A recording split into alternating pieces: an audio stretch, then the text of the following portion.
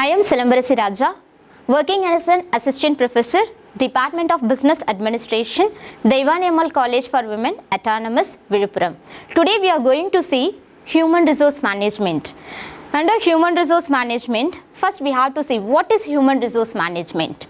Human resource management is a managing process of people in an organizations in a structured manner, so that it is called as a strategic approach. Now we are going to see managerial functions and operational functions under the HRM functions. Under managerial functions, there are four factors are there. One is planning, organizing, directing and controlling. Moving to operational functions, there are 9 factors are there. That is recruitment and selection, job analysis, training and development, performance appraisal, salary administration, employee welfare, motivation, retain employees. The last one is labor relation. Now we are going to see under the managerial functions what is planning. Planning is nothing but we are deciding in advance in the organizations. It means when to do, what to do, how to do, like that. Next, it bridges the gap from where we are and where we want to be.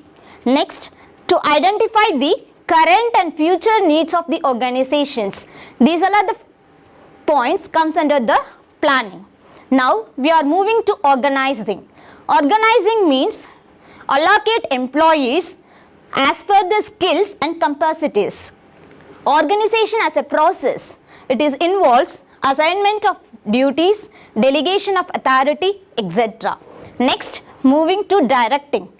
Directing is that inert personal aspect of the management. It means which deals with motivation, leadership and communication. These are the factors to deciding or to direct the employees in the organizations. Now we see motivations, encouraging the subordinates with zeal to work in the organizations. Next, moving to leadership, it means the work of subordinates in desired directions. We have to tell the employees, if it is a manager, the manager's role is to guide the employee to go in the desired direction, and the common goal of the organizations have to achieve the same, right?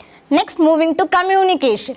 Communication, we know it means passing informations, experience, opinion from one person to another, so that it is called as a bridge of understanding. These are the factors comes under the directing. Next one is the last one under the managerial function, controlling. It means it implies measurement of accomplishment against the standards and corrections. If any deviation occurs, how the corrections have to be taken into the organizations go to achieve the organizational goals. The next one is establishment of standard performance, and the last one measurement of actual performance. So we have to say the controlling in the organizations, they have to measure of the organization employees of the actual performance. It means they have to compare the actual performance standards and finding out if any deviations is there, how they are going to correct the correction to the particular thing, and how they are going to achieve the common goals in the organization. Next, moving to operational function. Under the operational functions, the first one is recruitment and selection. Recruitment and selections we know very well. It means create pool for prospective candidates and encourage them to apply for the role in the organizations or job in the organizations. According to that, they have to select from them to achieve the organizational goals. Next is job analysis.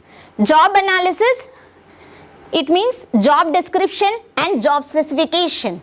So the nature of these two factors, it's the skills, required skills, and what are the roles of the employee, what are the roles of the candidate, everything they have to describe, and then specification, what are the skills required for that particular role, and what are the responsibilities they are having, everything we have to describe in this job analysis. Next, moving to training and development. To enhance the KSA.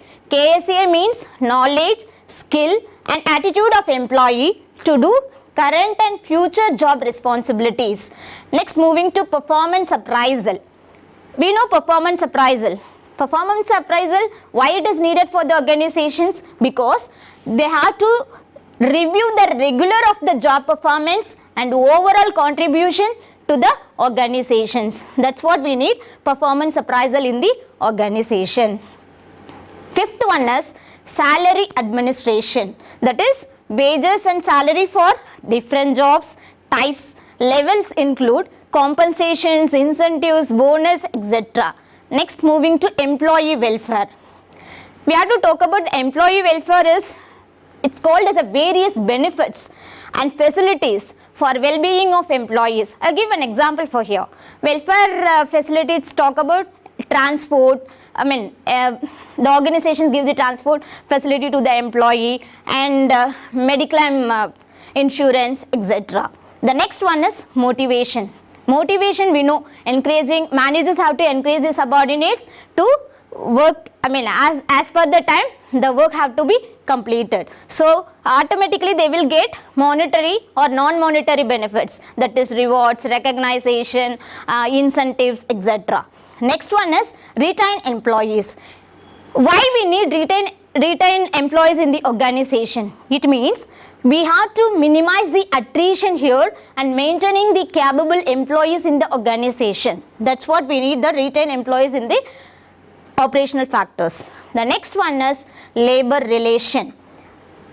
Act as a mediator, so between management and worker as well as the trade union. Thank you all.